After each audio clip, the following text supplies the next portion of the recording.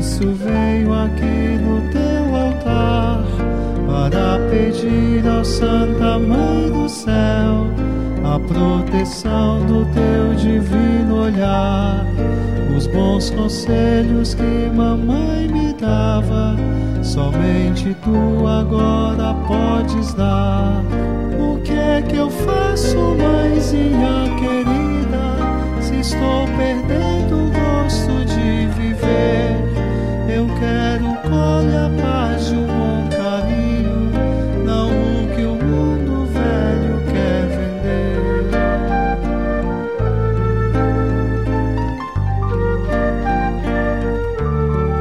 A reprimenda pra todos meus erros, só tua boca sabe oferecer. Acolhe, pois, este órfão no teu manto, como acolheste João aos pés da cruz, cumprindo ali o novo sacramento, numa adoção proposta por Jesus.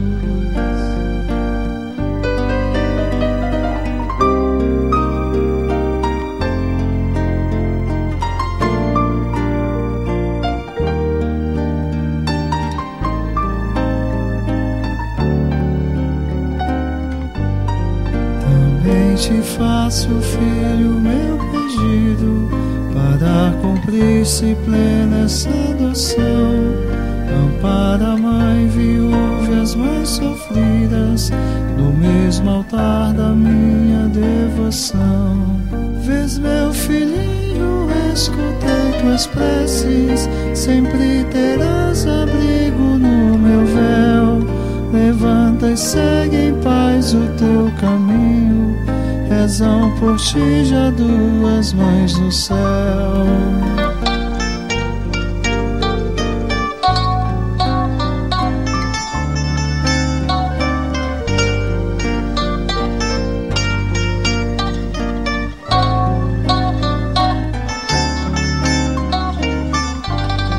Também te faço, filho, meu pedido, para cumprir-se plena essa adoção.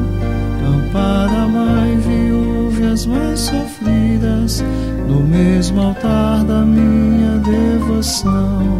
Vês, meu filhinho, escutei tuas preces, sempre terás abrigo no meu véu. Levanta e segue em paz o teu caminho, rezam por ti já duas mães do céu. Vês, meu filhinho, escutei tuas preces, sempre terás abrigo no meu véu. Levanta e segue em paz o teu caminho, rezam por ti já duas mães do céu.